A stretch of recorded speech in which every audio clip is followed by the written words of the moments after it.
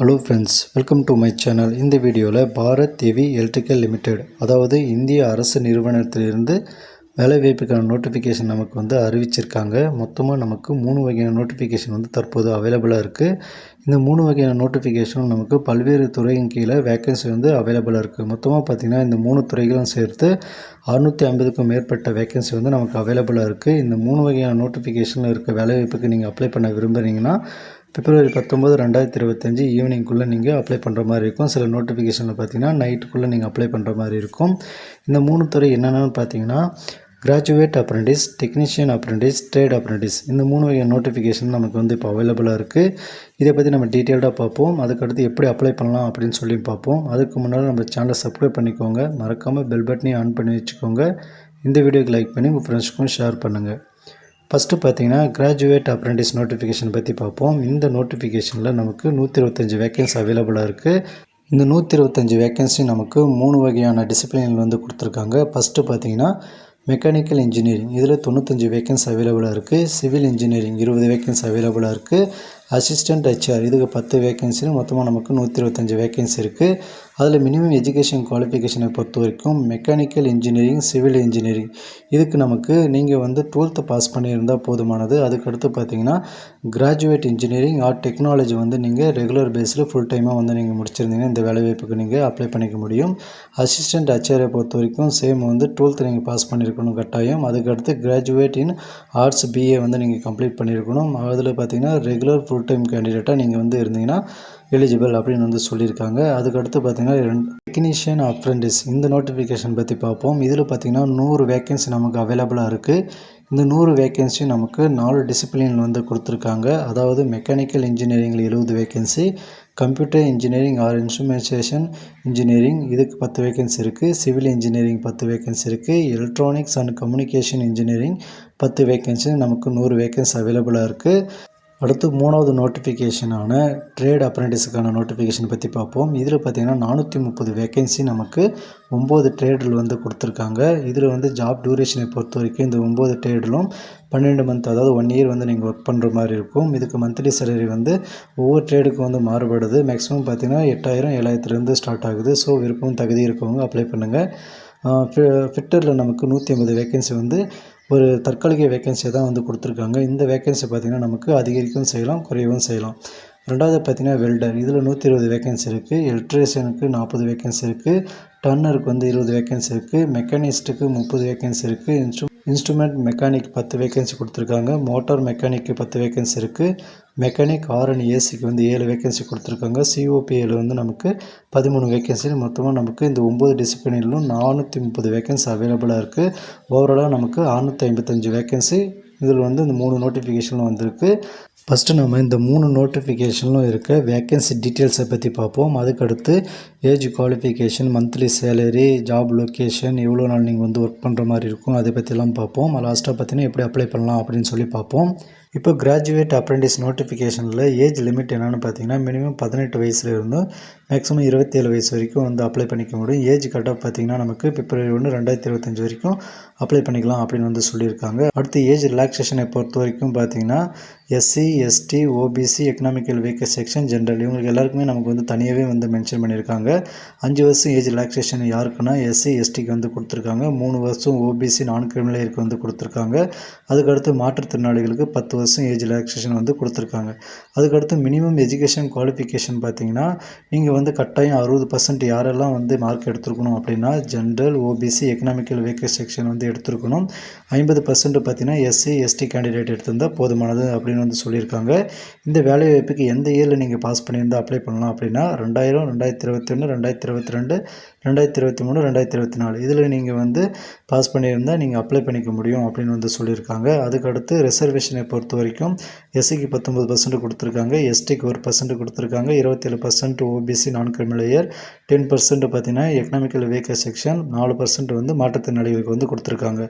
உங்களுக்கு வந்து பார்த்திங்கன்னா ரிசர்வேஷனை பேஸ் பண்ணி தான் வந்து உங்களுக்கு வேலைவாய்ப்பு வந்து வழங்குவாங்க. அதாவது இந்த 125 வேக்கன்சியும் வந்து உங்களுக்கு வந்து ரிசர்வேஷனை ஃபாலோ பண்ணி தான் வழங்குவாங்க. அதே போல் பார்த்திங்கன்னா மற்ற 2 நோட்டிஃபிகேஷனில் இருக்க வேலைவாய்ப்புக்கும் ரிசர்வேஷன் பேஸ் பண்ணி தான் உங்களுக்கு வேலைவாய்ப்பு வந்து இருக்க போது. எந்த ஒரு எக்ஸாமும் உங்களுக்கு வந்து கண்டக்ட் பண்ண மாட்டாங்க. செலெக்ஷன் ப்ராசஸை பொறுத்த வரைக்கும் உங்களை வந்து உங்களுடைய மார்க் பேஸ் பண்ணி மெரிட் லிஸ்ட்டில் தான் உங்களே செலக்ட் பண்ண போகிறாங்க அப்படின்னு வந்து மென்ஷன் பண்ணியிருக்காங்க. அதுக்கடுத்து மினிமம் ஃபிசிக்கல் ஸ்டாண்டர்டாக நீங்கள் இருக்கணும். அதாவது எந்த ஒரு நோயால் பாதிக்கப்பட்டோ உங்களால் வந்து வேலைவாய்ப்புக்கு இயலாத முடியாத ஒரு சுச்சுவேஷனில் வந்து நீங்கள் நோய்வாய்ப்பட்டிருக்கக்கூடாது அப்படின்னு வந்து சொல்லியிருக்காங்க. அதுக்கடுத்து பார்த்திங்கன்னா ஹவ் டு அப்ளை வந்து கொடுத்துருக்காங்க. அது வந்து நம்ம லாஸ்ட்டாக பார்ப்போம். அதுக்கடுத்து அப்ளை டேட்டை பொறுத்த வரைக்கும் பிப்ரவரி 5லேருந்து பிப்ரவரி 19 வரைக்கும் அப்ளை பண்ணிக்க முடியும். டெக்னீஷியன் அப்ரெண்டிஸில் வந்து ஆல்ரெடி சொன்ன மாதிரி பார்த்திங்கன்னா 100 வேக்கன்சி இருக்குது. இந்த 100 வேக்கன்சிக்கு நீங்கள் அப்ளை பண்ணுறீங்க அப்படின்னா மினிமம் 18 வயசுலேருந்து மேக்ஸிமம் 27 வயசு வரைக்கும் நீங்கள் அப்ளை பண்ணிக்கலாம். ஏஜ் கட் ஆஃப் பார்த்திங்கன்னா நமக்கு பிப்ரவரி 1, 2025 வரைக்கும் வந்து கொடுத்துருக்காங்க. ஏஜ் ரிலாக்ஸேஷனும் ஆல்ரெடி சொன்ன மாதிரி தான். எஸ்சி எஸ்டிக்கு 5 வருஷம், ஓபிசி நான் கிரிமினல் இருக்குது 3 வருஷம்.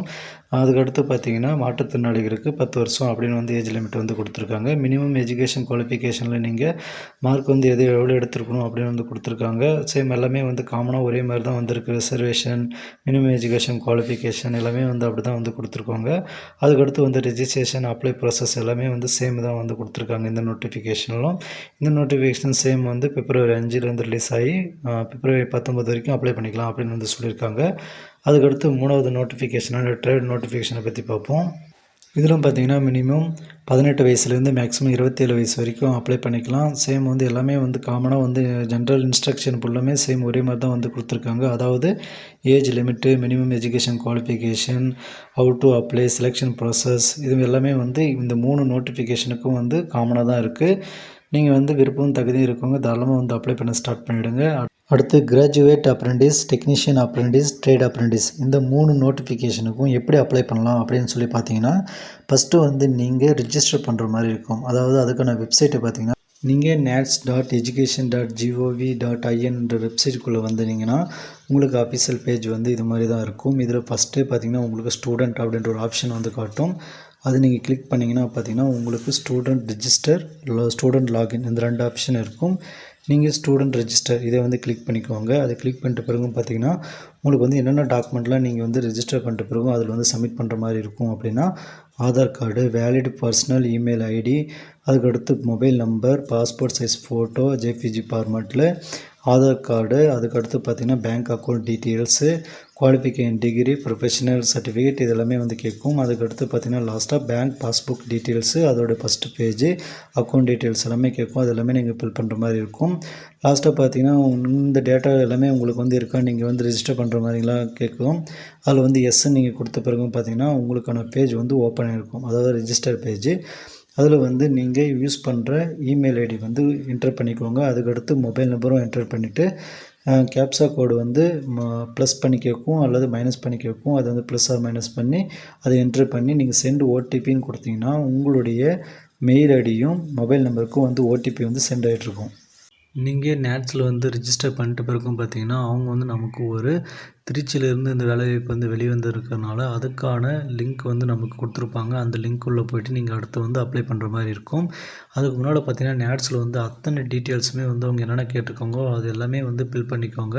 ஃபில் பண்ணி கம்ப்ளீட் பண்ணிக்கோங்க. அதாவது நீங்கள் எடிட் ப்ரொஃபைலுக்கு போய்ட்டு கூட நீங்கள் ஏதாவது மிஸ்டேக் பண்ணியிருந்தால் அதையும் வந்து கரெக்ஷன் பண்ணிக்க முடியும். இப்போ வந்து நம்ம இந்த வேலைவாய்ப்புக்கு எப்படி அப்ளை பண்ணலாம் அப்படின்னு சொல்லி பார்ப்போம்.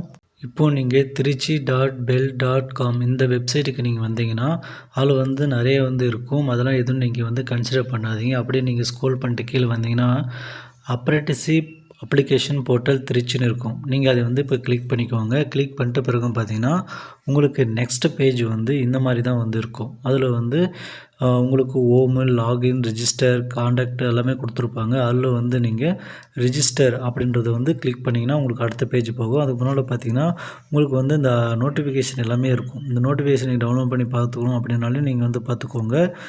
இப்போ வந்து ரிஜிஸ்டர் அப்படின்றத வந்து நீங்கள் கிளிக் பண்ண பிறகும் பார்த்தீங்கன்னா உங்களுக்கு வந்து இவங்க கொடுத்துருக்க கண்டிஷன் எல்லாமே அக்செப்ட் பண்ணிக்கிறீங்களா அப்படின்னு சொல்லி நமக்கு வந்து கேட்டிருப்பாங்க. அதில் என்னென்ன கேட்டிருக்காங்கன்னு பார்த்தீங்கன்னா லாஸ்ட் டேட்டு எல்லாமே வந்து கொடுத்துருக்காங்க. கொடுத்ததில் பார்த்தீங்கன்னா இப்போ கிளிக் ஹியர் டெமோ டாக்குமெண்ட்னு வந்துருக்கும். அதை நீங்கள் பண்ணிங்கன்னா எப்படி நீங்கள் அப்ளை பண்ணலாம் அப்படின்னு சொல்லி வந்து ஒரு டெமோ இருக்கும். இதில் வந்து உங்கள் அப்ளிகேஷன்லாம் வந்து எந்த மாதிரி இருந்தால் ரிஜெக்ட் ஆக அதிகமான வாய்ப்பு இருக்குது அப்படின்னு வந்து அந்த கண்டிஷன் வந்து கொடுத்துருக்காங்க. ஸோ இந்த கண்டிஷனுக்கு உட்பட்டு தான் நீங்கள் வந்து அப்ளை பண்ணுற மாதிரி இருக்கும். நீங்கள் வந்து விதிமுறைகள், நிபந்தனைகள் எல்லாமே நான் வந்து படித்து புரிஞ்சுக்கிட்டேன் அப்படின்னு சொல்லி நான் ஒப்புக்கொள்கிறேன் அப்படின்றத நீங்கள் கிளிக் பண்ணிங்கன்னா அடுத்த பேஜ் வந்து உங்களுக்கு ஓப்பன் ஆகும். இது எல்லாமே ஒரு முறை படித்து பார்த்துக்கோங்க. எந்த ஒரு மிஸ்டேக்கும் இல்லாமல் நீங்கள் அப்ளை பண்ண ஸ்டார்ட் பண்ணுங்கள். நீங்கள் வந்து அக்ரி அப்படின்றத வந்து கிளிக் பண்ண பிறகு பார்த்தீங்கன்னா உங்களுக்கு வந்து ரெஜிஸ்டர் பேஜ் வந்து ஓப்பன் ஆகிடும். அதில் உங்களுடைய குவாலிஃபிகேஷன் வந்து என்னன்றது வந்து ஃபஸ்ட்டு செலக்ட் பண்ணுற மாதிரி இருக்கும். டிப்ளமோவா, கிராஜுவேட்டா, ஐடியான்னு கேட்டிருக்கும். நான் வந்து கிராஜுவேட் செலக்ட் பண்ணிக்கிறேன். அதுக்கடுத்து பார்த்தீங்கன்னா ரிஜிஸ்ட்ரேஷன் நம்பர் அதை வந்து நீங்கள் கரெக்டாக ஃபில் பண்ணிக்கோங்க. அதுக்கடுத்து நீங்கள் என்ன வேலைக்கு வந்து அப்ளை பண்ண போகிறீங்கன்னு கேட்குது, அதையும் வந்து செலக்ட் பண்ணிக்கோங்க. அதுக்கடுத்து என்ரோல்மெண்ட் டைப் வந்து கேட்டிருக்காங்க. அதாவது நம்ம ஆல்ரெடி அதே வந்து ஃபில் ஆகிடும். நீங்கள் என்ன வேலைக்கு அப்ளை பண்ணுறீங்க அப்படின்றது கொடுத்த பிறகும் உங்களுடைய ரிலீஜனை வந்து செலெக்ஷன் பண்ணிக்கோங்க. அதுக்கடுத்து கம்யூனிட்டி கேட்டகரி வந்து செலக்ட் பண்ணிக்கோங்க. ஈரோப்பு வந்து பாஸ் அதையும் வந்து நீங்கள் கரெக்டாக வந்து செலக்ட் பண்ணிக்கோங்க. அதுக்கடுத்து உங்களுடைய மெயில் ஐடி, மொபைல் நம்பர் வந்து திரும்ப வந்து நீங்கள் கொடுத்து அது வந்து வெரிஃபை பண்ணிக்கோங்க. அதுக்கடுத்து ஆல்டர்னேட்டிவ் மொபைல் நம்பரும் கொடுத்துக்கோங்க. லாஸ்ட்டாக பார்த்தீங்கன்னா உங்களுடைய ஆதார் நம்பர் வந்து கொடுக்குற மாதிரி இருக்கும். அதை வந்து கரெக்டாக ஃபில் பண்ணி இதற்கு டிஸ்பிளேயில் இருக்கிற நம்பரை வந்து கரெக்டாக என்ட்ரி பண்ணி ரிஜிஸ்டர் அப்படின்னு கொடுத்தீங்கன்னா ரிஜிஸ்டர் ஆகிடும். நீங்கள் ரெஜிஸ்டர் பண்ணி முடித்த பிறகு பார்த்தீங்கன்னா உங்களுக்கு வந்து அடுத்த பேஜ் வந்து ஓப்பன் ஆகிருக்கும். அதில் வந்து நீங்கள் வந்து உங்களுடைய ரிஜிஸ்டர் பாஸ்வேர்டு எல்லாமே வந்து சேஞ்ச் பண்ணிக்கிற மாதிரி இருக்கும். ஸோ நீங்கள் சேஞ்ச் பண்ணிக்கிறதா இருந்தாலும் சேஞ்ச் பண்ணிக்கணும். அதுக்கான இன்ஃபர்மேஷன் வந்து உங்களுடைய மெயில் ஐடி மற்றும் ஃபோன் நம்பருக்கு வந்து வந்திருக்கும். அவ்வளோதான் ஃப்ரெண்ட்ஸ். இதுதான் வந்து உங்களுக்கு அப்ளை பண்ணுறதுக்கான ப்ரொசீஜர். எல்லா வேலைக்குமே வந்து நீங்கள் இது மாதிரி தான் வந்து அப்ளை பண்ண மாதிரி இருக்கும். அதாவது இந்த 3 நோட்டிஃபிகேஷன்லும் மறக்காமல் நம்ம சேனலை சப்ஸ்கிரைப் பண்ணிக்கோங்க. பெல் பட்டனை ஆன் பண்ணி வச்சுக்கோங்க. இந்த வீடியோக்கு லைக் பண்ணி உங்கள் ஃப்ரெண்ட்ஸுக்கும் ஷேர் பண்ணுங்கள். தேங்க்யூ.